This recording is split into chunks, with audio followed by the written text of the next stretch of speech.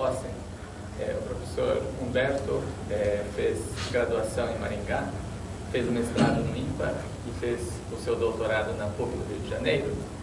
Ele é um matemático com grandes contribuições ao ensino da matemática. Vai falar por que vale a pena aprendê-lo e usá-lo em matemática. Então, boa tarde a todos, obrigado pela presença, obrigado ao comitê pelo convite, tá certo? Eu vou pedir licença para sentar aqui e poder pilotar o laptop. Muito bem. Quem aqui conhece o GeoGebra, levanta a mão, por favor. A maioria. E quem usa? Já é menos, tá certo?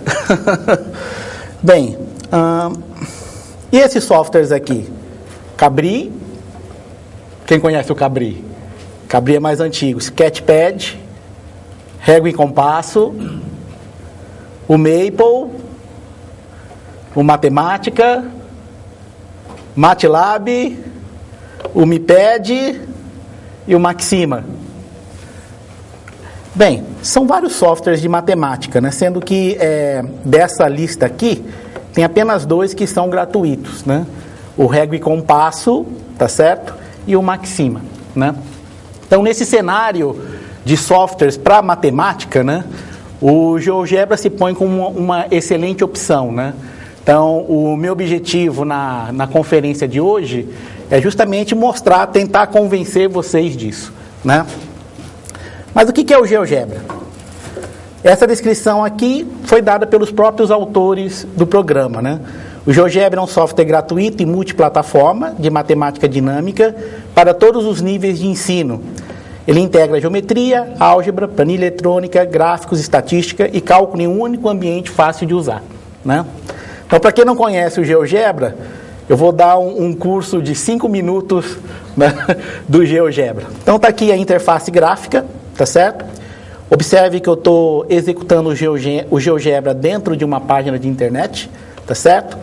Então, aqui tem a barra de ferramentas. Existem várias ferramentas aí para você fazer várias construções que já estão pré-definidas.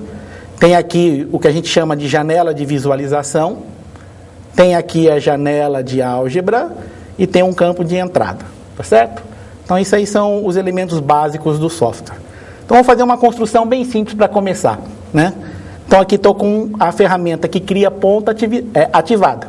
Então, dou um clique, ele vai criando pontos, tá certo? E aqui já dá para observar da onde o GeoGebra ganhou o seu nome, tá certo? Observe que desse lado direito, na janela de visualização, eu tenho os elementos geométricos. E do lado esquerdo, na janela de álgebra, eu tenho a contrapartida algébrica, né? Então, o GeoGebra ganhou muita popularidade por relacionar ao mesmo tempo, né, essas duas formas de ver o mesmo objeto matemático, né? Vamos criar aqui um segmento. A ligando a B, B ligando a C, C ligando a D, D ligando a A. Ok? Agora eu vou calcular o ponto médio dos lados desse quadrilátero. Aqui. Ponto médio. Então, ponto médio aqui. Ponto médio aqui. Ponto médio aqui.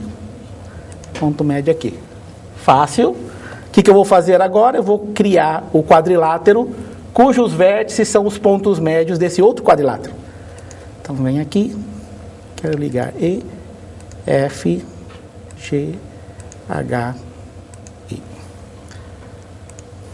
Esse quadrilátero E, F, G, H desperta algum interesse? Tem algo que chama atenção com relação a eles? O que você diria desse quadrilátero? Bem, olha a diferença entre uma construção com lápis e papel e usando um software dessa natureza, né? Então, se você tivesse feito isso com compasso, régua e compasso habituais, tá certo? É isso aí, você tem um desenho estático e você tem que raciocinar em cima desse desenho estático. A vantagem do GeoGebra é que uma vez feita uma construção, né, você pode gerar vários exemplos. Eu uso aqui a ferramenta da setinha branca, e aí eu posso clicar e arrastar. Então, uma construção feita uma vez gera muitos exemplos. E aí? Movimentando aqui, vocês teriam alguma conjectura com relação ao quadrilátero EFGH? Um paralelogramo, exatamente. Tá certo? Como que eu sei que é um paralelogramo? Esses softwares de geometria dinâmica são tão poderosos, né, que muitas pessoas acham que é dispensável uma prova, né? Você está olhando e fala, é evidente que é, né? Por que eu preciso de uma prova, né? Então, inclusive, tem pessoas que falam assim, ó, você junta aqui, ó, tem o mesmo tamanho, tá certo? Ok? Bem, o duro é assim, né? De fato é um paralelogramo. Você demonstra que é um paralelograma e a pessoa diz, mas eu não disse, eu já sabia que era um paralelogramo, né? Então, por que você precisa demonstrar, né? Bom, qual é a demonstração aqui? Demonstração pode ser feita assim, né? Você traça esse segmento auxiliar, que eu vou colocar de azulzinho, uma cor azulzinha aqui, tá certo? Aí, olha para esse triângulo aqui, ó, CBD e CFG. Eles são semelhantes. E qual é a razão de semelhança? Tá certo? Tá aqui 1:2, né? Então, por semelhança, eu sei que esse lado aqui é o quê? Metade desse. Tá certo? Agora, olha para o triângulo ABD e AEH. O que eles são? Semelhantes também. Qual é a razão de semelhança aí? De 1:2. Então, esse lado aqui tem metade da medida desse lado. Bom, se esse é metade desse e esse aqui é metade desse, então esses lados opostos têm o quê? A mesma medida. Você faz o mesmo tipo de argumentação aqui, usando o segmento auxiliar, e descobre que esse lado tem a mesma medida desse lado aí. Tá ok? Então, uma coisa bacana desse tipo de software, né, é que você pode fazer conjecturas, né? Você implementa, analisa, tá certo? E você tem a vantagem de poder colocar em várias posições. De repente você poderia estar olhando para uma configuração que seria particular, né? Aquilo vale para aquela posição particular dos vértices. Aqui você gera mais exemplos. Ok?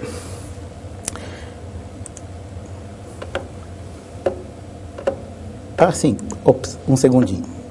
Vou gerar uma outra construção aqui. Vou tirar aqui os eixos.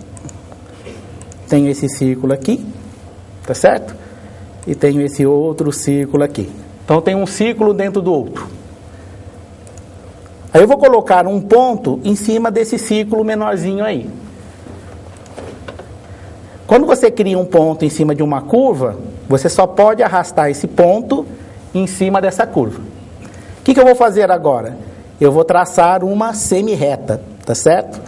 Então, quero traçar uma semi-reta ligando o ponto A ao ponto E. Bom, essa semi-reta intercepta o círculo de fora nesse pontinho aqui. Estão vendo? O que eu vou fazer agora? Eu vou traçar o ponto médio desse segmento. Então, venho aqui e traço o ponto médio. Aqui. Observe, quando o ponto E percorre o círculo interior, o ponto médio lá, G, está descrevendo uma trajetória. Posso até habilitar o rastro aqui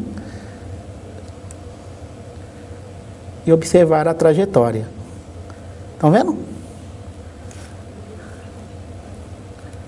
Se quiser, eu posso até desenhar essa curva aqui. Tem a opção aqui de desenhar lugar geométrico. Quero o lugar geométrico desse ponto aqui. Pergunta: o que é esse lugar geométrico? O que vocês acham que esse lugar geométrico é? Parece uma circunferência, não é? Então tá certo. Então isso é um dever de casa que eu vou deixar para vocês, né? Será que isso é uma circunferência ou não, né? Tem toda a pinta de ser uma circunferência, né? Mas será que é? Tá certo? Se for uma circunferência, cadê o centro dessa circunferência e cadê o raio? Se não for uma circunferência, que curva é essa aí, né? Tá certo? Então, um dever de casa para vocês pensarem aí, tá certo? Mas veja, né, como que o software permite, né, estudar e explorar, né, construções geométricas um pouco mais sofisticadas do que aquela que você teria com régua e compasso usuais, né? Muito bem. Existem outras janelas, tá certo? Você tem uma segunda janela de visualização aqui. Então, se você quiser estudar funções do plano no plano, você pode fazer isso, tá certo? Então, aqui 2. Você tem aqui também uma planilha de cálculos. Então, a lá Excel. Essa planilha interage com a janela de álgebra, com a janela de geometria, tá certo? Exibir. Aqui, planilha. E uma novidade da versão 4.2 é essa janela casa aqui, tá certo? Então, aqui tem um mini maple embutido dentro do GeoGebra, tá certo? Deixa eu aumentar aqui um pouquinho o tamanho da fonte. Então, por exemplo, você pode calcular aí 2 elevado a 100, por exemplo. Calcula, tá certo? Ou se quiser, você calcula 1000 fatorial. Tá certo? Olha aqui 1000 fatorial.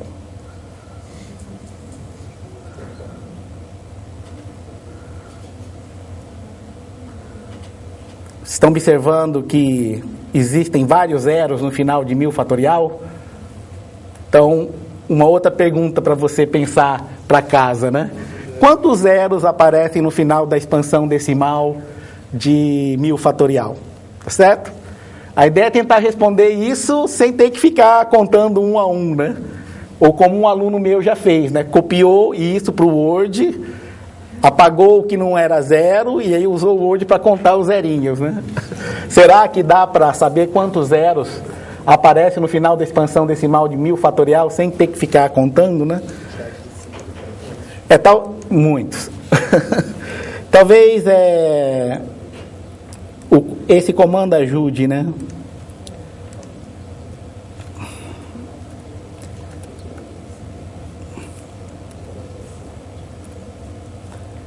Mil fatorial. Aqui tem a decomposição em fatores primos de 1000 fatorial. Tá certo? E aí? Oi? 249 zeros.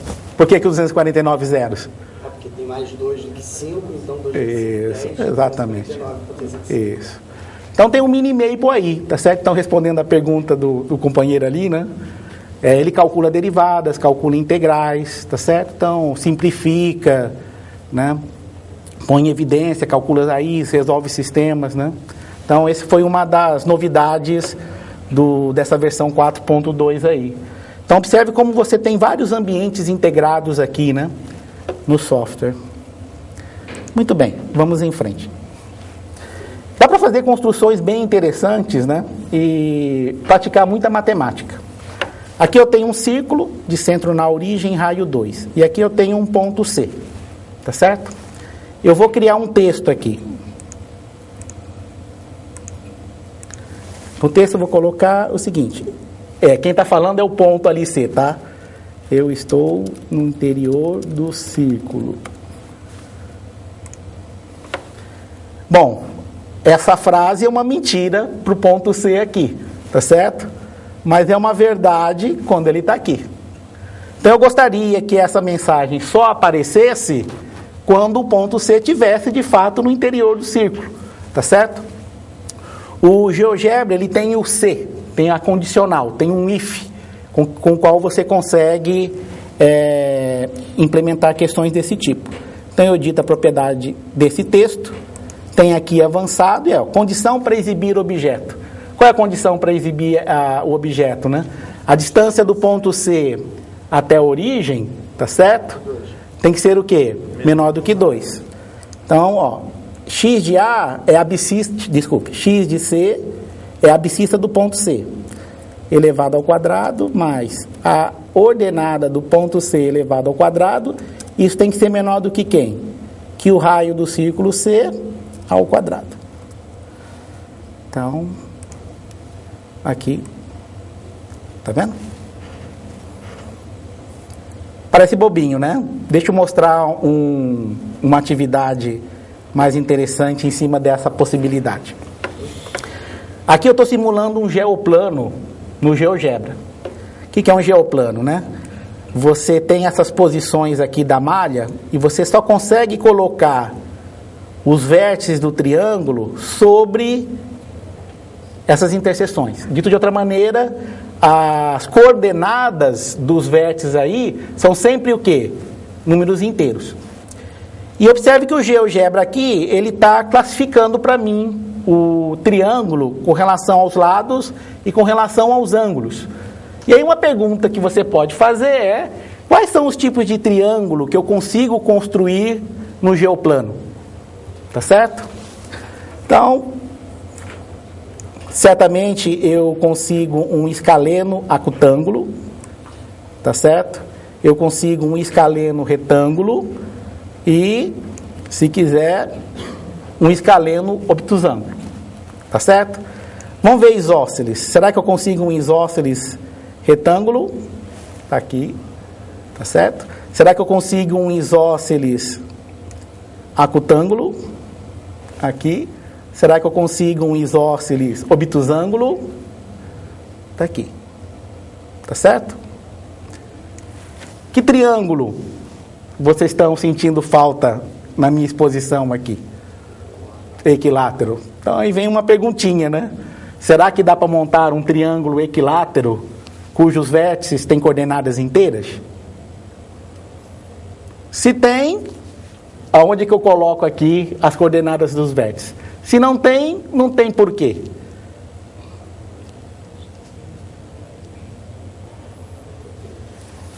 Então tá aí, né? Mais um dever de casa, né? Estou mostrando mais a potencialidade do software do que concluindo as questões matemáticas, né? De fato não dá, tá certo? Não é possível montar um triângulo equilátero cujo os vértices têm coordenadas inteiras, né? Eu estou colecionando demonstrações para esse fato, né? Já conheço 6 demonstrações diferentes, sendo que uma foi dada por um aluno de Olimpíada, né, usando áreas. Então, a técnica mais simples que tem, né?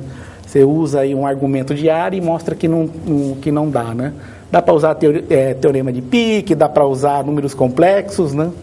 Então, uma atividade, né, simples, né, mas que gera perguntas interessantes, né? Se você tiver alguma pergunta, podem interromper, sim, tá certo? Fiquem à vontade para fazer comentários ou interromper. Sim. Todo aluno de cálculo estuda o seguinte problema de taxas relacionadas. Então, deixa eu mostrar um uso do GeoGebra que eu faço nas minhas aulas de cálculo, né? Então, qual é o problema aqui? Você tem uma parede, você tem um chão, você tem uma escada, que aqui eu estou vendo de perfil. Uma extremidade é apoiada na parede, a outra extremidade é apoiada no chão, tá certo? Aí vem um doente verde que puxa a base da escada com velocidade constante, tá certo? Aí você pergunta para os alunos, né? Se o duende verde puxa a base da escada com velocidade constante, o que vai acontecer com essa extremidade aqui? Tá certo? Então, esse é um clássico, né? Todo livro de cálculo tem esse exemplo aí, né? Então, eu ensinava cálculo sem trazer o computador para a sala de aula e depois eu ensinei o mesmo problema trazendo o computador para a sala de aula, né? O que a torcida do Flamengo diz, né? A torcida do Flamengo diz que se essa extremidade está sendo deslocada com velocidade constante, então essa extremidade está andando com velocidade constante também, tá certo? Então essa é a resposta mais frequente. E aí você fala que não, monta lá a equação que relaciona as duas quantidades, deriva, tá certo? E mostra que não é constante, mas mesmo assim os alunos parecem não se convencer muito desse fato, né? Apesar de você estar mostrando as continhas, né? Então eu criei essa animação, de fato essa animação simples, né? Feita com GeoGebra, em 15 minutos você faz esse tipo de animação no GeoGebra. Mostrar essa animação para os meus alunos mudou, tá certo? Aquele né? Querem ver a animação aí? Olhe lá.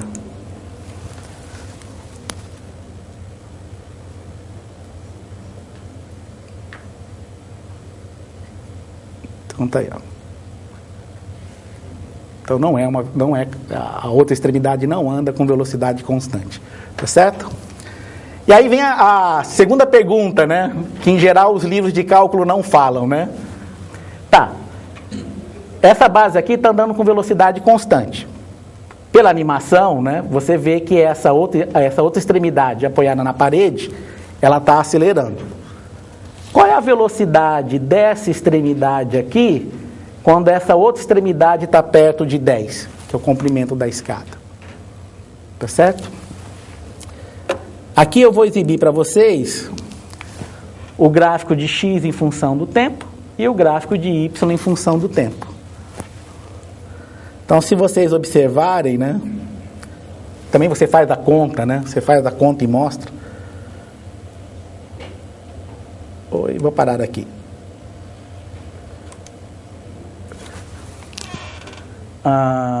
Quando você olha aqui para t igual a 10, tá certo? A reta tangente, ela está o quê?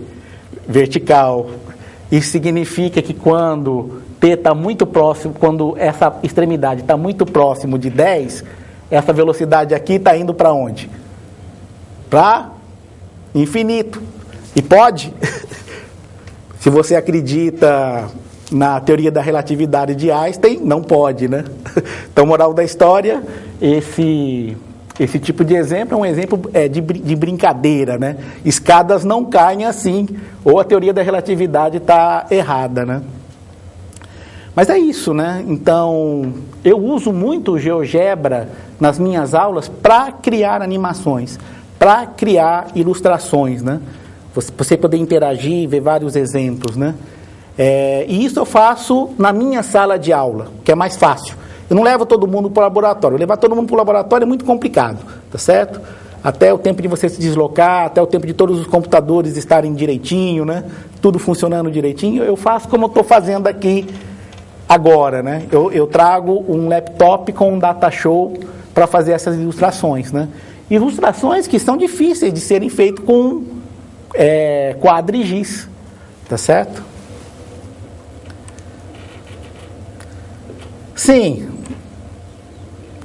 essa é uma outra atividade que eu criei para os meus alunos de pré-cálculo, tá certo?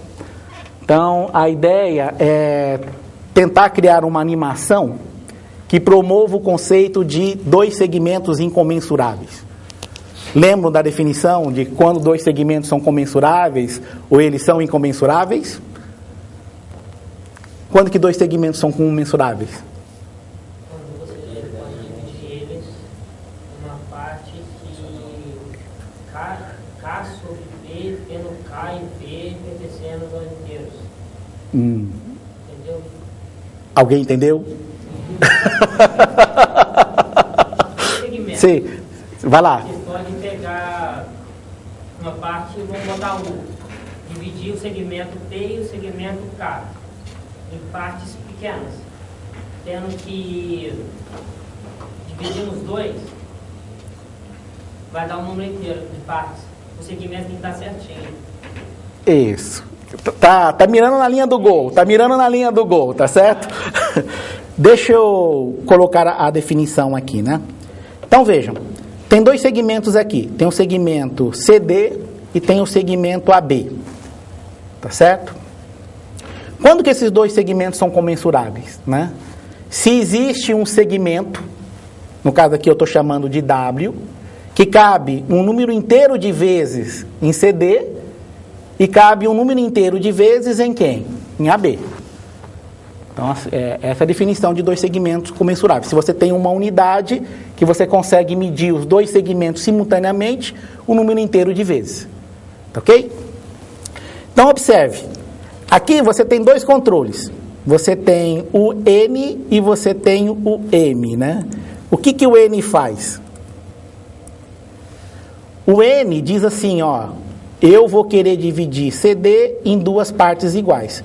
Então, o meu candidato à unidade comum é o quê? É uma dessas subpartes aqui, tá certo? Então, eu sempre pego CD como ponto de partida. Então, eu vou dividir CD em em 3 vezes, tá certo? Então, certamente, W cabe um número inteiro de vezes em CD. É esse o número aqui. Resta saber se esse W cabe um número inteiro de vezes em quem? Em AB. Como que eu controlo isso? Eu controlo isso mexendo em M aqui. Tá ok? Muito bem. Olhe lá. Esse W cabe um número inteiro de vezes em CD. Uma vez. Será que esse W cabe um número inteiro de vezes em AB? O que vocês acham? Pelo olhômetro aí. Aliás, deixa eu tornar isso melhor, né? Alguém gostaria de vir aqui e pilotar o software ao invés de mim? Como um incentivo, quem vier aqui pilotar, pode fazer certo, pode fazer errado, não tem problema, o importante é pilotar, ganha um brinde. E aparece no vídeo do IMPA, vai ficar famoso também. Então, vamos ver, quem se habilita a vir aqui? Quer vir? Ninguém? Muito bem. Vamos lá, você é o? Pedro Paulo. Pedro, vai lá, Pedro. Vamos lá. O mouse está aqui. Então, olha só. Você acha que esse segmento W cabe um número inteiro de vezes no segmento AB? Acho que cabe. Quantas vezes você acha que ele cabe? 4. 4. Então, você clica aqui em M, tá certo? E digita 4 aí. Digitou 4? Agora clica ali, ó, animar. 4 foi pouco, né? 4 foi pouco, tá certo? Então. 5. 5. Animar. Muito bem. E olha só, o programa checa aqui se você realmente conseguiu preencher o número inteiro de vezes aqui. Tá certo? Para ganhar o livro ainda tem que fazer mais uma coisinha, não é tão simples assim. Né? Muito bem. 1 em 5 seriam as únicas respostas possíveis para essa situação? Qual seria uma outra resposta possível? Se eu chamar N de 2, eu posso chamar... Se eu chamar N de 2, eu posso chamar M de 10? Vamos tentar? 2 e 10. Dá um animar. Muito bem. Isso cabe 2 vezes aqui e 10 vezes aqui. Tá certo? O que você está observando aqui são frações equivalentes do ponto de vista de segmentos comensuráveis. Tá certo? Vamos pegar um outro desafio, né? Vamos ver se você é bom de olho. Vamos pegar o desafio de número 3.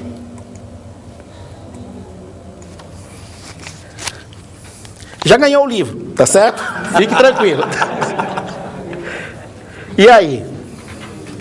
Do jeito que tá, W cabe uma vez em CD. Será que ele cabe um número inteiro de vezes? Não. Não, acho que não. Acredito que não. Tá. Então você acha que tem que subdividir o segmento CD? Sim. Em quantas partes? CD em 2. Então vai lá, experimenta aí.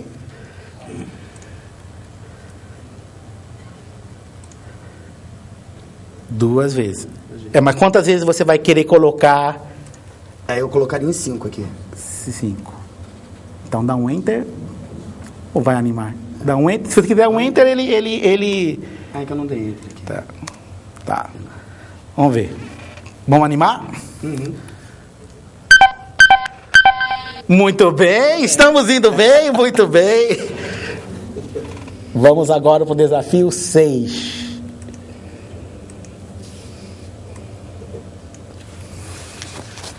Observe agora que o segmento CD tem medida maior do que o segmento AB. Tá certo? E aí? Quem que você vai escolher como N e quem que você vai escolher como M? O N...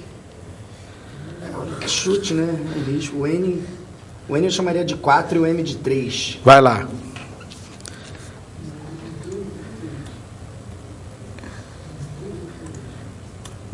Você pode dar um enter aí para ver a divisão, se quiser. Tá. Então, de fato, isso cabe 1, 2, 3, 4 vezes aqui. Tem que ver se isso cabe 3 vezes aqui, né? Não vai caber não, tá maior. 3-2. Hã? Tendo 3-2. 3-2.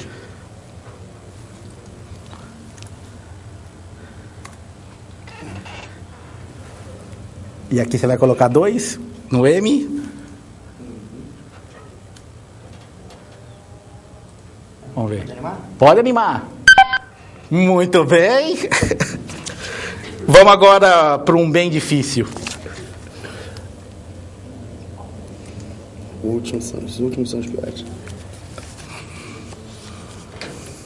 Parece um odômetro, né? Pois é.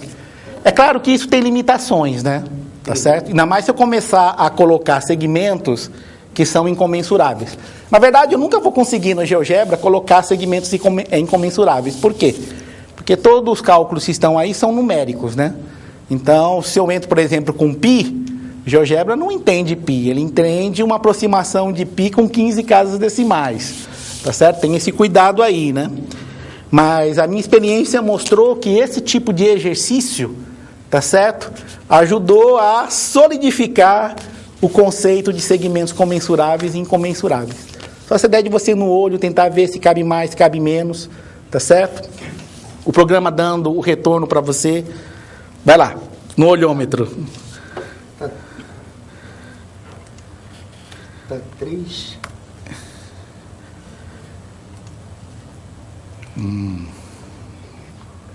Tá 10.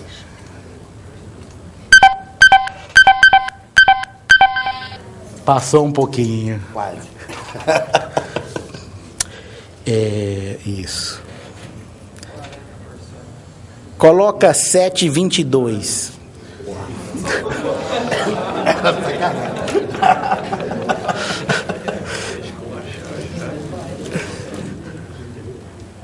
Dá um enter. E agora manda animar. Pois é, ficou muito pertinho, né? Muitos de vocês sabem que 22 sétimos é uma boa aproximação de quê? De π, né? Então aí eu tinha colocado π, tá certo? Muito obrigado. Aqui está o seu prêmio.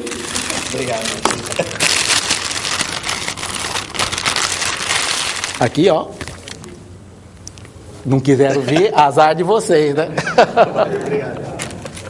Uma salva de palmas pro colega.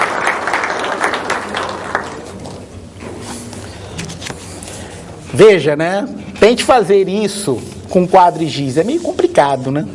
Então, eu acho que existem certas situações onde você criar uma animação, né? Criar uma atividade interativa, né? Tem um efeito muito forte, né? Muito bem. Vamos em frente. Quanto tempo eu tenho? Tá. Eu vou pular esse aqui, tá certo? Isso aqui é uma outra coisa que o computador me ajudou bastante, né? Você tem uma função f de x e tem a função g de x, que é f de x mais 5. F abre parênteses, x mais 5, né? Então a torcida do Flamengo acha que se você tem um gráfico de uma função e troca x por x mais 5, o gráfico da função sofre uma translação para a direita, enquanto a translação é para a esquerda, né? Tentar mostrar isso com quadrigiz é meio complicado. Então aqui eu criei uma animação que faz passo a passo, né? mostrando por que vai para a direita, quando você soma 5. De fato, isso também melhorou muito quando eu comparo, quando eu fazia no quadro e quando eu usava o GeoGebra, né? Sim. Uma coisa interessante do GeoGebra é que você consegue colocar fórmulas matemáticas usando o LaTeX, tá certo? Inclusive, você pode colocar no meio da fórmula elementos que estão variando, né? Então aqui a função é x ao quadrado, aqui ele colocou x ao quadrado. Aqui o n está valendo 1, aqui está valendo 1. Se você muda o valor de n, ele vai lá e altera.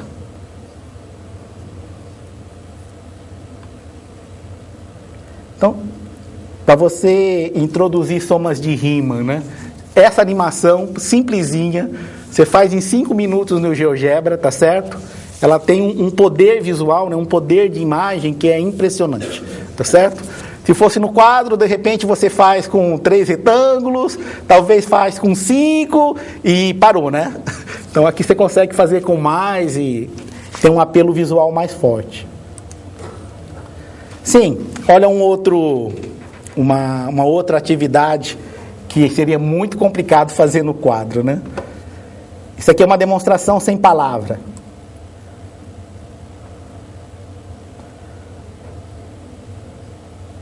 O que essa demonstração sem palavra está querendo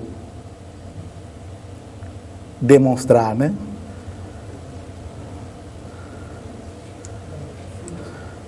Aqui, ó. Isso.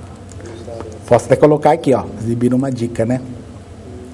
Então aqui você tem uma figura, né, que está se aproximando de quem, né? De um retângulo cuja altura é quem? É o raio e cuja base é quem? Isso, π vezes o raio. Então, isso tem um apelo visual tão grande, né? E aquela história, né?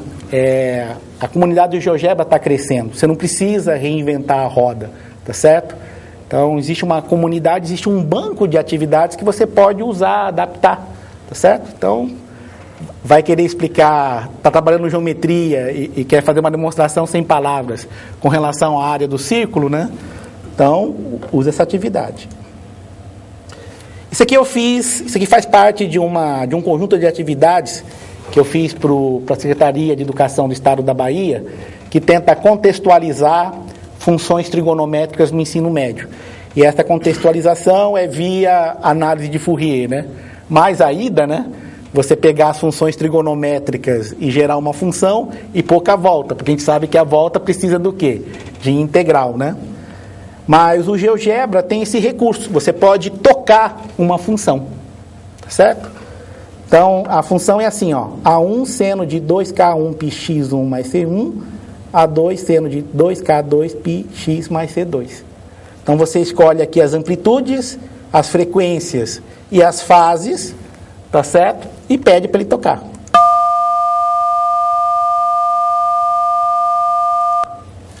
Esse som é familiar a vocês? Oi? Exatamente. Não sei se vocês sabiam, mas as teclas do telefone, o som produzido é gerado por 2 senoides, tá certo? Então não sei se vocês estão conseguindo ler aqui, ó. Nas colunas você tem ali, ó, 1200, 1338, 1447, tá certo? E aqui 897, 770, etc. Então quando você toca, por exemplo, o número 5, você está gerando uma senoide com essa frequência, mais uma senoide com essa frequência. Então,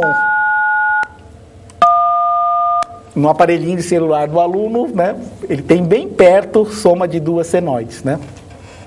E a pergunta que eu faço é, por que 2 senoides? Por que teve que criar um sistema de coordenadas, né? Não podia ser linear? 200, 400, 600, 800, né? Por que se decidiu fazer com 2 frequências, né? Com pares de frequências e não uma frequência só?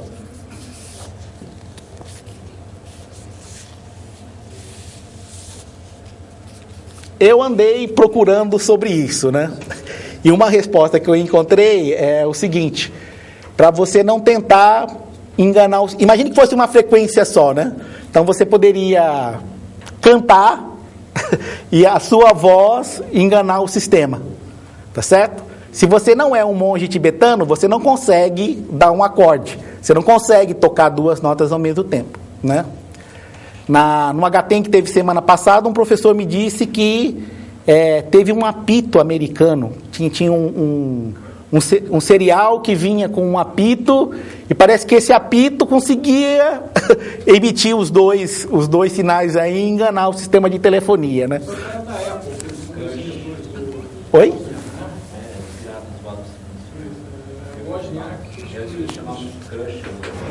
Isso. Então tá aí, né? O que eu estou querendo mostrar aqui, né? O quanto de recursos interligados você tem disponível no GeoGebra, né? Então aqui foi super mão na roda, né? Eu tinha que falar de funções trigonométricas de forma contextualizada. Como em geral você contextualiza funções trigonométricas, né? Mas contextualizado do ponto de vista honesto, né? Esse negócio de roda gigante é meio esquisito, né? Tá certo?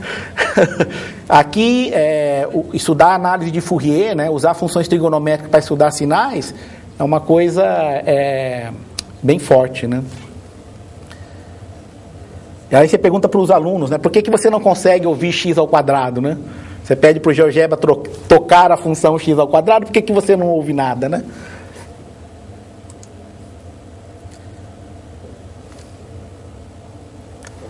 Sim, também relacionado com funções trigonométricas, né? Esse aqui é um modelo de epiciclos, bolado por Ptolomeu para tentar modelar o movimento planetário, tá certo? Então deixa eu explicar aqui para vocês. Você tem um círculo aqui de centro em S, tá certo? Esse pontinho aqui descreve um movimento circular em torno de S com velocidade constante W1, um movimento circular uniforme. O ponto S, por sua vez, descreve um movimento circular uniforme em torno desse círculo de raio R1 com velocidade angular W1, né? Então, os índices 2 é para esse círculo, o índice 1 para os outros círculos ali, né? E aí, quando você compõe esses dois movimentos circulares, você tem um movimento epicíclico, tá certo? Deixa eu colocar aqui algo mais interessante. E aqui assim, pronto, vamos ver aqui. Então tá aí, ó. Coloquei 3 aqui, saiu 4 pétalas, né? Se eu coloco 4 aqui,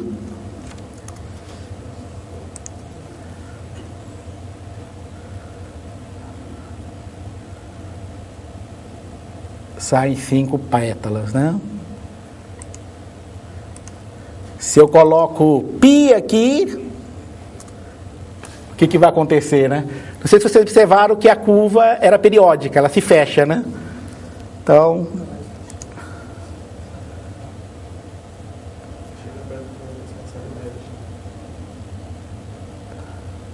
quase, né?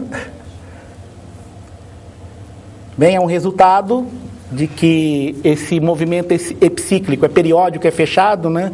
Sem somente ser a razão entre as velocidades angulares, dá um número que é racional. Tá certo? Então, se é irracional, essa curva nunca se fecha. Quer dizer, no GeoGebra vai fechar em algum momento. Por quê? Porque, de novo, ele não trabalha com π, ele trabalha com aproximação de π. De fato, se você deixasse π, você nem ia ver que ia se fechar, porque ele ia pintar tudo isso, né? Ia ficar tudo azul, né? Conhece a revista do professor de matemática online? Tá certo? Esse é o logo da revista. Tá certo? Muita gente acha que a bolinha ali está descrevendo um triângulo equilátero certinho, né? Mas não é um triângulo equilátero certinho, tá certo? Tem uma curvinha aí, tá ok? Vou até mudar aqui para vocês verem. Então, o que você tem aí é Fourier também, tá certo? Então, o logotipo da revista do professor de matemática online são epiciclos aproximando bem o quê? Um triângulo equilátero,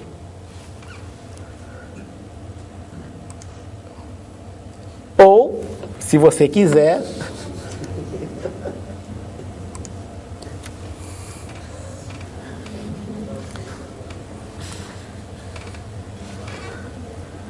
Bom, é o teorema de Fourier, né? Se você desenha uma curva periódica, né? Tá certo? Você consegue aproximar isso também com soma de funções trigonométricas. Então você pode fazer uma órbita de um planeta, desenhar qualquer curva lá fechada no céu, tá certo? Então, que tal você desenhar o Batman no céu, né? No YouTube tem um espanhol que com 1000 círculos desenha o Homer Simpson. Você procura lá ciclos no YouTube, ele com muita paciência faz o planeta desenhar o Homer Simpson, né? Aqui um outro exemplo, né? Aparecendo aqui o cosseno hiperbólico. Isso aqui estava na propaganda. Então dá para pilotar uma bicicleta com rodas quadradas? Dá, desde que você faça uma adaptação aonde? No seu terreno, tá certo? Olha aqui. Aliás, olha que interessante, né? À medida que a roda vai ficando mais circular, o chão vai ficando o quê? Mais plano, tá certo? E se você acha que isso é invenção... On the ground floor, the museum's target audience of 4th to 8th graders aren't the only ones lining up to ride the square-wheeled trikes. I'll take the big one if you don't mind. No, that's just fine. I've got more practice então tá on aí. this one. Se você for em Maryland e visitar o Museu da Ciência, você pode pilotar aí uma bicicletinha com rodas quadradas. Roll away. You don't even need to use your hands. Ok?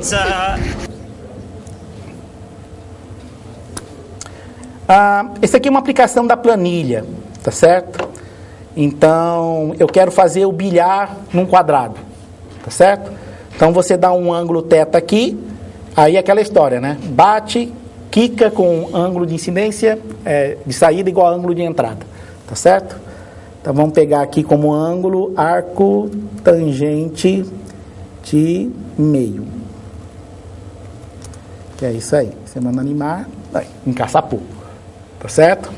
E aqui tem tudo a ver com uma planilha, porque cada atacado você pode imaginar como sendo uma recursão, né? Então você no GeoGebra pena para fazer o primeiro passo da recursão, aí você marca na planilha e arrasta, ele gera todos os demais, né? Vamos ver aqui arco tangente de, que tal, 1/7. Tá aí. Tá certo? Para reiniciar. Que tal θ como sendo π sobre 3?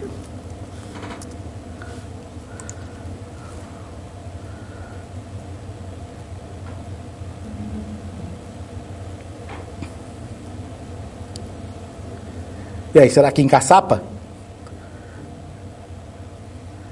Parou aí, né?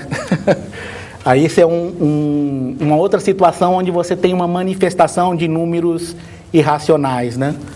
Então dá para demonstrar que a bolinha aqui vai encaçapar somente se a tangente desse ângulo θ for um número racional, né? Então quem fez essa atividade aqui foi a Grazielli, a dissertação Prof. Mate dela era justamente colecionar exemplos de onde por um número ser irracional algo diferente acontece, né? Então, o exemplo do geoplano, né? Por raiz quadrada de 3 ser um número racional, você não consegue construir um triângulo equilátero cujas coordenadas são inteiras, né? Os epiciclos e aqui o bilhar, né? Então, aqui eu coloquei mais para mostrar a habilidade da planilha. Sim, isso aqui eu tirei de um livro didático, tá certo? Um livro de ensino médio. O autor diz que essa curva aqui é uma parábola. O que vocês acham? Isso é uma parábola? Tá com cara? Né? Bem, a torcida do Flamengo acha que qualquer cumbuquinha para cima é uma parábola, tá certo? Qualquer cumbuquinha para cima é uma parábola, né? Então vamos ver se é uma parábola mesmo. Posso testar aqui, ó. Vou colocar 3 pontos aqui, A, B, C. E aí tem uma função de GeoGebra que ele calcula qual é a função quadrática, tá certo? qual é a parábola, que é gráfico de uma função quadrática que passa por esses 3 pontos. Então é regressão polinomial, a lista dos pontos e o grau. Deixa eu pintar de azul.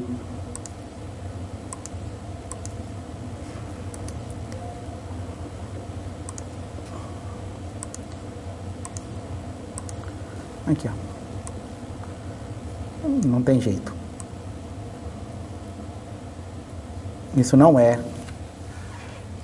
o gráfico de uma função quadrática. Isso não é uma parábola, tá certo? Aqui ele também diz que é uma parábola. E aí? Como que está o seu senso geométrico, né? Seu senso visual geométrico? Será que isso é gráfico de uma função quadrática? Também não é. Tá certo? Do mesmo livro, ele diz que isso é o gráfico de f de x igual a x ao cubo mais 1. Tem erros grosseiros, né? O gráfico deveria estar passando pelo ponto aqui, né? Vai dar um desconto. Tem um erro que quem faz cálculo sabe que tem um erro aí que é grave, né? Hã? É aqui, né? A derivada aqui deveria ser o quê? 0, né? Tá certo? E não é. Ok? Olha, com o GeoGebra, com um software desse tipo, não tem desculpa para você não fazer um esboço melhor. Tá certo? É claro que quando eu vou e desenho uma parábola no quadro, eu não desenho uma parábola no quadro. Tá certo? Mas num livro, numa lista de exercícios, tá certo? É importante que você zele, né? Para que as figuras estejam corretas, né? Matematicamente consistentes, né? Aqui, ó. Isso aqui eu tirei da internet. Então é para ilustrar uma lei de Kepler, né? Dizendo que o movimento de um planeta é uma elipse onde você tem os focos aqui, né? Você vai ver, essa elipse não está bem desenhada. Ou aqui, né? Ele diz que é o perfil de uma antena parabólica, só que na verdade não é bem uma antena parabólica, né? É uma antena elíptica. Tá certo? E isso pode enganar até gente muito experiente, né? Tem essa logomarca da MAA, tá certo? Por anos essa figura estava errada, né? Porque essa figura não é o desenho de um icosaedro nem em projeção em perspectiva, nem em projeção em paralela. Então um grumbal que olhou para isso e falou, não, isso está errado, né? Corrigiram depois, né? Embora aqui a gente tem que dar um desconto, né? Se você não é Eduardo Wagner, você não consegue desenhar com tanta precisão assim, né? Mas nos dias de hoje, com softwares, né? Você consegue fazer ilustrações, você consegue produzir o seu próprio material didático, né, de forma consistente, né? É muito frequente você ver alunos, né, fazendo o trabalho escolar, né, tem que fazer um trabalho ali, né, para entregar, tem que fazer um gráfico, tem que colocar uma figura, o que o aluno vai, né? Vai lá para a internet, pega a primeira figura que tem, copia e cola, né? Enquanto que você, primeiro, não tem garantia se aquela figura está correta. Segundo, você podia usar um software como o GeoGebra para fazer o desenho matematicamente consistente, né? Então tá aí, né? Ó. O GeoGebra exporta para JPG, PNG, EPS, PDF, PGF. Então quem usa Beamer, né? Você pode fazer um desenho no GeoGebra e usar todo aquele recurso, né? E ficar mostrando uma parte do gráfico de cada vez. A lá Beamer, né? Então não tem desculpa, né? É claro que toda tecnologia tem suas limitações, né? Na verdade, todos os desenhos que você faz estão errados, né? Tá certo? O gráfico de 1 sobre x não tem espessura, tá certo? Então, se você não tem consciência da sua tecnologia, né? Uma pessoa desavisada pode achar que o gráfico de 1 sobre x tem infinitos pontos de interseção com o eixo x, e não tem, né? Tá certo? Isso acontece porque você está usando uma espessura grossa, né? Todos os desenhos são errados, mas alguns deles são úteis, né? Sim, deixa eu falar um pouquinho da comunidade, né? Então, uma coisa que eu acho interessante com relação do GeoGebra, com relação aos outros softwares, né? Primeiro, ele é gratuito. Então, isso já é uma vantagem enorme. Segundo, é a comunidade que está em volta dele, né? O autor do GeoGebra se preocupou em, mais do que disponibilizar o software, promover uma comunidade em volta dele, tá certo? Porque muita gente usa Windows, né? E não usa Linux. Porque se você tem uma dúvida de Windows, a probabilidade de você encontrar uma pessoa perto que responda a sua dúvida de Windows é muito maior do que alguém de Linux, tá certo? Então, mais ou menos a comunidade vai e direciona para onde você está querendo ir, né? Então, realmente oferecer apoio, ter uma comunidade no uso do GeoGebra, né, promove o uso do software. Então, como tem o YouTube, a equipe do GeoGebra criou o GeoGebra Tube, tá certo? Então você faz as suas construções e disponibiliza aí, tá certo? Então é tudo gratuito, né? É Creative Commons, você pode usar, adaptar, desde que cite a fonte. Então tem mais de 35 mil construções no GeoGebra Tube. O manual, né? O manual é online, então tá aí o GeoGebra Wiki, né? Aliás, estamos precisando de voluntários para traduzir esse manual, tá certo?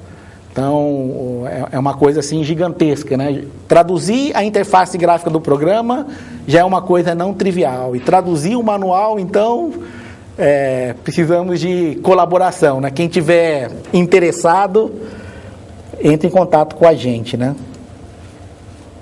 Tem o fórum, né?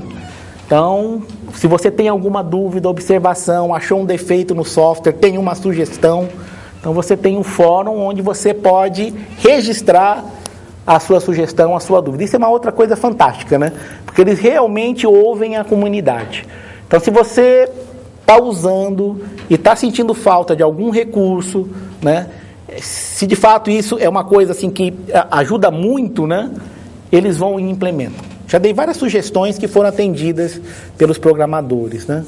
Então, isso também cria uma memória, né? A sua dúvida já pode ter sido perguntada antes, você entra e dá uma procura, você consegue tirar a sua dúvida, né?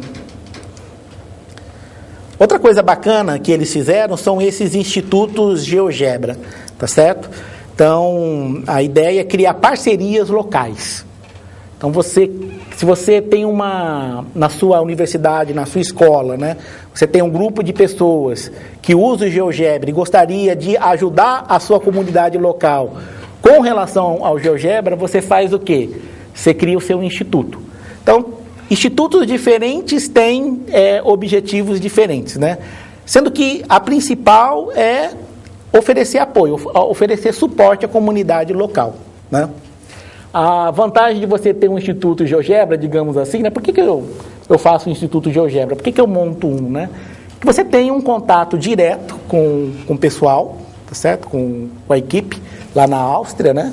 E quando você dá um mini curso pelo Instituto GeoGebra, isso vem com uma certificação, né? Do Instituto GeoGebra, né? No Brasil nós temos 6 institutos. O do Rio de Janeiro fica lá na Universidade Federal Fluminense em Niterói, né? Então a gente tem demandado muito esforço na tradução da interface gráfica, tá certo? E na produção de vídeos tutoriais para a pessoa entrar lá na internet e aprender o básico do software, né? Uma coisa que realmente está faltando na comunidade de língua portuguesa, né? Português do Brasil, é traduzir aquele hipermanual, né? Então tá aí a equipe, tá certo? O autor aqui é o Marcos, tá certo? E o programador líder é o Michael, tá certo?